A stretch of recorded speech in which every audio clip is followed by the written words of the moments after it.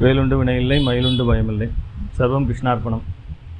Welcome to astro Durga YouTube channel. இன்றைய ஜோதிட tips.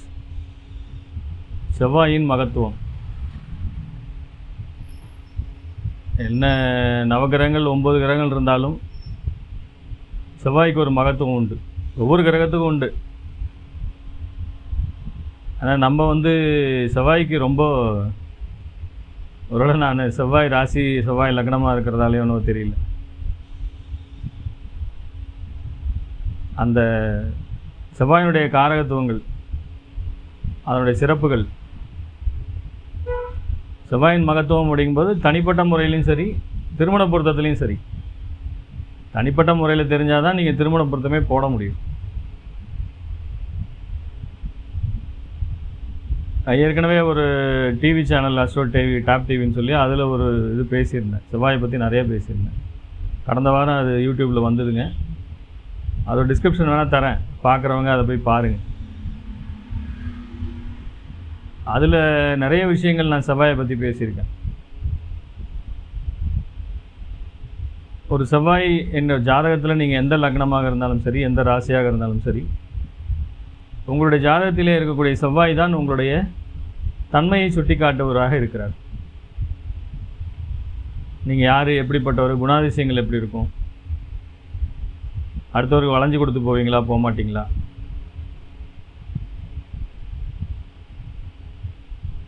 கன்னிங்காக நடந்துப்பீங்களா, இல்லை ரொம்ப வெளிப்படையாக நடந்துப்பீங்களா, மனசு இலகின மனசா, எப்படி தன்மை இருக்கும், சுபாவம். ஒரு ஜாதகருக்கு பொருத்தம் போடும்போது, ஒரு ஆண் ஜாதகத்துக்கும் பெண் ஜாதகத்துக்கும் பொருத்தம் போடும்போது இந்த செவ்வாயினுடைய மகத்துவம் மிகவும் முக்கியத்துவம் வாய்ந்ததாக இருக்கிறது. திருமண பொருத்தத்துக்குன்னே தனியாக ஒரு இது போடணுங்க. அதாவது ஏன்னா இதெல்லாம் அடிப்படையெல்லாம் தெரிஞ்சாதாங்க நம்ம பொருத்தம் போட முடியும்.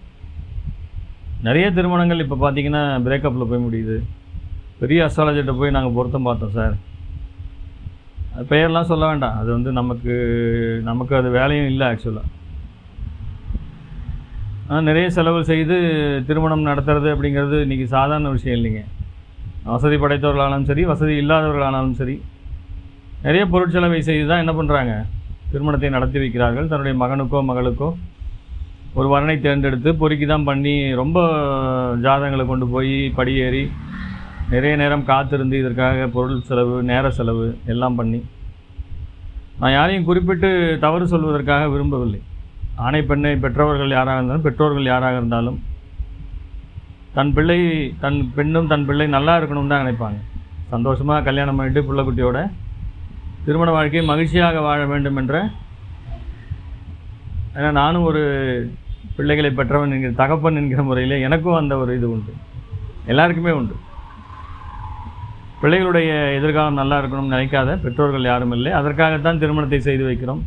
வம்சம் விருத்தி அடைய வேண்டும், நல்ல தழைத்து ஓங்க வேண்டும், செல்வச் செழிப்போடு வாழ வேண்டும் என்று நிறைய கனவுகளோடு இருக்கிறார்கள். பிள்ளைகளுக்கு அதை பெற்றவங்க தாங்க கண்டிப்பாக செஞ்சு வைக்கணும். ஏன்னா பெற்றவர்களை விட பிள்ளைகளுக்கு யாரும் அவங்க நன்மையை எதிர்பார்ப்பவர்கள் வேறு யாரும் இல்லை. ஏன் இவ்வளோ தூரம் சொல்கிறேன்னு கேட்டிங்கன்னா, அந்த செவ்வாயினுடைய தன்மையை நாம் ஆய்வு செய்யாமல் ஒரு ஜாதகத்தை பொருத்தம் போடும்போது இவர்களுக்குள்ளாக அந்த ஒரு மன ஒற்றுமை என்பது இல்லாமல் போய்விடுகிறது. பேசிக்காகவே செவ்வாய் நல்ல கிரகங்களுடைய சாரம் வாங்கும்போது, அதாவது ராகு கேது சனி சாரம் சில பிரச்சனைகளை கொடுக்கக்கூடியதாக இருக்கிறது. காலபுருஷனுக்கு பார்த்திங்கன்னா இந்த ராகு கேதுக்கு வீடு கிடையாதுங்க. ஆனால் தாரை அதிபதி அப்படிங்கிற உண்டு. ஏன்னா 9 தாரைக்கும் 9 அதிபதிகள் உண்டு. அது தெரிஞ்சிருக்கும்னு நினைக்கிறேன் எல்லாருக்குமே. அதில் லக்ன தாரைக்கு சூரியன், 2ஆம் தாரைக்கு புதன், 3வது பார்த்திங்கன்னா விபத்து தாரை என்று சொல்லப்பட்டது 3ஆம் தாரை, 5ஆம் தாரை பிரத்யேக தாரை, 7ஆம் தாரை வதை தாரை. இந்த 3க்கும் அதிபதிகளாக யார் வராங்க? ராகு கேது சனி பகவான். விபத்து தாரைக்கு ராகு, பிரத்யேக தாரைக்கு கேது, வதை தாரைக்கு சனி. இவங்க 3 பேரும் தான் தாரை ரீதியாக தாரை அதிபதிகளாக வந்துடுறாங்க. அதாவது அடிப்படை பாவர்கள் என்று சொல்லப்பட்ட விஷயத்திலே இவர்கள் 3 பேர் தான் வராங்க. அதனால் இந்த செவ்வாய் கெட்டு போகிறது அப்படின்னு பார்க்கும்போது செவ்வாய் ராகுகேது சாரம் பெற்று இருக்கும்போதும் சனி சாரம் பெற்றிருக்கும் போதும் அல்லது இவர்களோடு நெருங்கிய டிகிரியிலே இருக்கும்போதும் செவ்வாய் வந்து மற்றவர்களிடத்திலே இருந்து வேறுபட்டு இருக்கும். ஜாதகர் வந்து என்னவா இருப்பாருங்க, கொஞ்சம் வித்தியாசமான டைப்பாக இருப்பார். அவர்களுக்கு சுபகிரகங்களுடைய பார்வையெல்லாம் இல்லைன்னா என்ன ஆகுங்க, கூட கிரகங்கள் இருக்கும்போது அதனுடைய கூட குறைய அதனுடைய இன்ஃப்ளூயன்ஸ் கொஞ்சம் இருக்கும். தனிப்பட்ட முறையில் செவ்வாய் இருக்கிறதுக்கும் கூட கிரகங்களோடு இருக்கிறதுக்கும் வித்தியாசம் இருக்குது. செவ்வாய் போய் சுபகிரகங்களை தொடணும். சுபகிரக சாரம் வாங்கி சுபகிரகங்களை போய் தொடும்போது அல்லது சுபகிரகங்கள் சேர்க்கை இருக்கும்போது நல்லாவே இருக்கும். ஜாதகருடைய தன்மை நல்லாயிருக்கும்.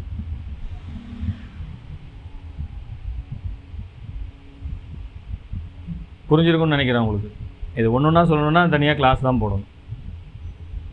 அடிப்படை விஷயம் இதுதான்.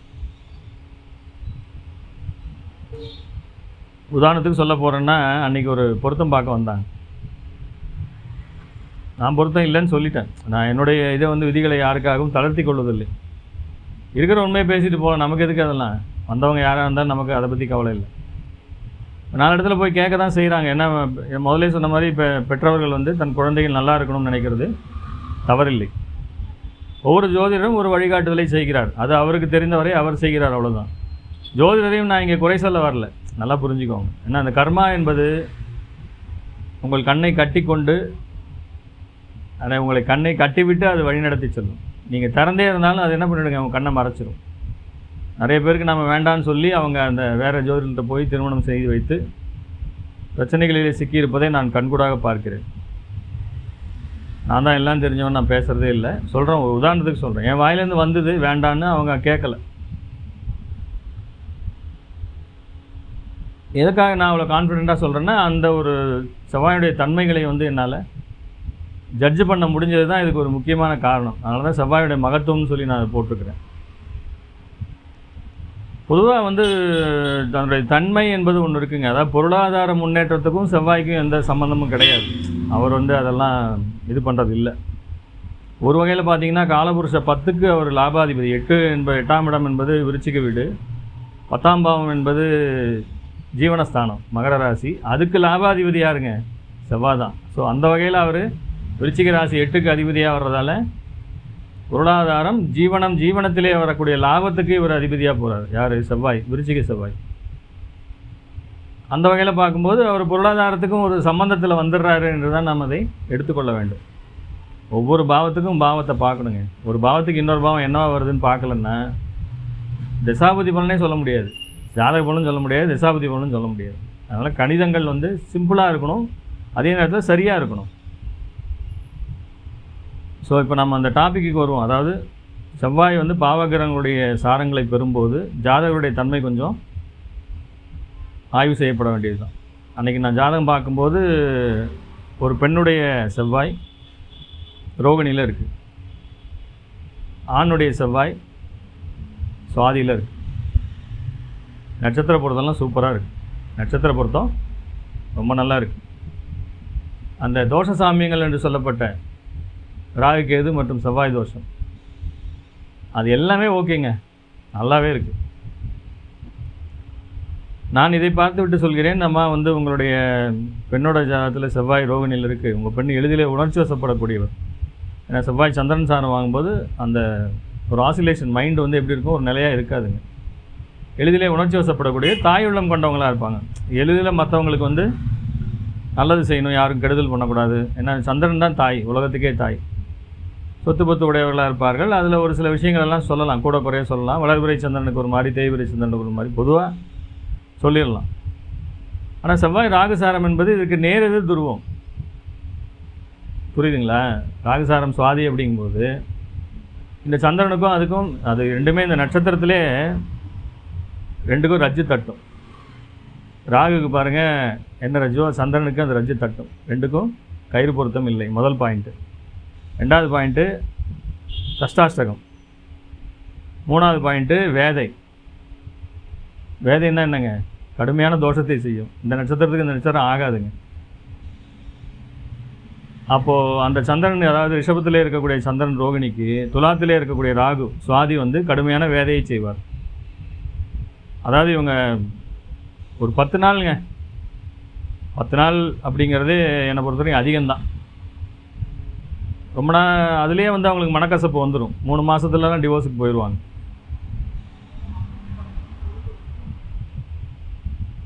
இப்போ புரியுதுங்களா நான் என்ன சொல்ல வரேன்ட்டு? செவ்வாய் எவ்வளோ முக்கியங்கன்னு பார்த்துக்கோங்க. அதாவது நட்சத்திர பொருத்தம் இருக்குது, இந்த அதாவது தோஷ சாமியங்கள் எல்லாமே சரியாக இருக்குது, அவங்க வந்து நல்லமே ஈக்குவல் ஸ்டேட்டஸில் இருக்கிறாங்க, எல்லாமே நல்லா இருக்குங்க.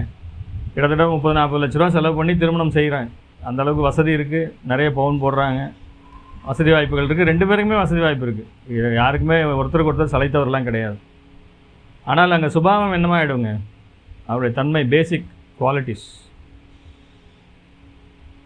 எதிரும் புதிருமாக இருக்கும். நீ வடதுருவன்னா நான் தென்துருவோங்கிற மாதிரி இருப்பாங்க.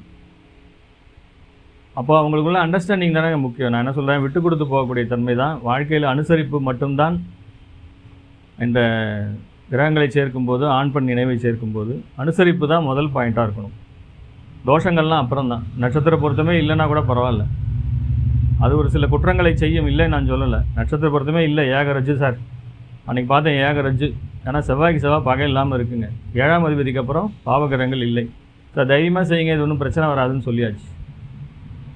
ஏகரஜ்ஜுகளே நிறைய சேர்த்து வச்சுருக்கோம் இந்த கண்டிஷனில் அடிப்படையில், நல்லா வாழ்ந்துட்டுருக்காங்க. நம்ம சனிக்கு வந்து சுக்கிரனை சேர்த்து வச்சுருக்கோம், சூரியனுக்கு குருவை சேர்த்து வச்சுருக்கோம். அதாவது ஏகரஜ்ஜுன்னு சொல்லுவாங்க, அது இது ரொம்ப பிரச்சனை, நடுவில் இதாகிடும் சொல்லி இந்த மாதிரி இதுக்கெல்லாம் நம்ம சேர்த்து வச்சுருக்கோம். ஏன்னா நம்ம கான்ஃபிடெண்ட்டாக தெரியும் இவங்களுக்குள்ள அண்டர்ஸ்டாண்டிங் நல்லாயிருக்கும். அடுத்த வருஷக்கூடிய தசாபுத்திகள் வந்து திருமண வாழ்க்கைக்கு பாதகமாக இல்லை என்பதை, அது குழந்தை தடை இருக்கா, அந்த மாதிரி நிறைய விஷயங்கள் ஒரு திருமணத்துக்குன்னு வரும்போது 50 ரூபா கொடுத்து பாருன்னு சொல்கிறாங்க சார். ரொம்ப மனசு கஷ்டமாக இருக்கும் சார். எவ்வளோ முக்கியமான ஒரு விஷயம், ஒரு லட்சக்கணக்கில் செலவு பண்ணி நீங்கள் திருமணம் செய்ய போகிறீங்க. ஒரு நல்ல குருவை பார்த்து ஒரு குருதட்சணை கொடுக்குறதுக்கு ஏன் உங்களுக்கு மனசு வரல? நிறைய வாடிக்கையாளர்கள் ரொம்ப இதில் வந்து மிஸ்டேக் பண்ணுறாங்க. அது மனசுக்கு ரொம்ப சங்கடமாக இருக்கும். சரி, அவங்க வந்து நம்ம வந்து யாரையுமே குறை சொல்லக்கூடாது. அந்த மாதிரி தவறுகளை தயவுசெய்து செய்யாதீர்கள். நல்ல குருநாதருக்கு நல்ல சம்பளத்தை கொடுத்து நல்லா தெளிவாக பார்த்து சந்தோஷமான ஒரு வாழ்க்கையை ஏற்படுத்தி கொடுங்கள். அதுதான் பெற்றோர்களுடைய கடமை. அதனால் காசு மிச்சம் பிடிக்கிறேன்னு இதெல்லாம் மிச்சம் பிடிக்காதீங்க. அதே மாதிரி திருமணம் வந்து இதாகி நல்ல ஒரு பொருத்தம் வந்து நல்லா வராங்கன்னா அந்த குருநாதருக்கு ஒரு ஏதோ உங்களால் முடிந்த ஒரு காணிக்கை, ஒரு நல்ல தொகையை கொடுத்து அவர்கிட்ட ஆசீர்வாதம் வாங்கிக்கோங்க. அது வந்து அந்த காலத்தில் அப்படிலாம் செஞ்சுக்கிட்டு இருந்தாங்க, நல்லாவே வாழ்ந்துட்டு இருந்தாங்க. அதனால் சாஸ்திரம் அறிந்தவர்களுக்கு நல்ல ஒரு மதிப்பு மரியாதையை கொடுங்கள் என்று இதன் மூலமாக கேட்டுக்கொள்கிறேன். எனக்குன்னு இல்லைங்க, எல்லாருக்கும் பொதுவாக சொல்கிறேன். எவ்வளோ பேர்கிட்ட போகிறீங்க, எவ்வளோ நல்ல ஜோதிடர் போகிறீங்க, அதனால் திருமண பொருத்தம் பார்த்துட்டு கிளம்பி வந்துடுறீங்க. அந்த மாதிரிலாம் வராதிங்க. திருமணம் செட் ஆகி நல்லா வாழ்கிறாங்கன்னா கண்டிப்பாக அவருக்கு பத்திரிக்கை வைக்கும்போது கொண்டு போய் என்ன பண்ணிடணுங்க, உங்களால் முடிஞ்ச ஒரு தட்சணையை கொடுத்து ஒரு வேட்டி தொண்டெல்லாம் வச்சு நல்லபடியாக அவருக்கு என்ன பண்ணிடணுங்க, ஒரு சம்பாவனை கொடுத்து ஆசீர்வாதம் பெற்றுக்கொள்ள வேண்டும். அது வந்து உங்கள் பிள்ளைகளை வாழ வைக்கும் என்று சொல்லி நம்ம எங்கேயோ முடிச்சிட்டோம். பட் இருந்தாலும் செவ்வாயினுடைய மகத்துவம் என்பது மிக மிக முக்கியமானது என்று இந்த வீடியோ மூலமாக சொல்லிக்கொள்கிறேன். செவ்வாயை பார்க்காம திருமண பொருத்தம் தயவுசெய்து போடாதீர்கள். மீண்டும் அடுத்த வீடியோவில் சந்திக்கலாம். சர்வே ஜனா சுகினோ பவந்து. சர்வம் கிருஷ்ணார்ப்பணம். நன்றி.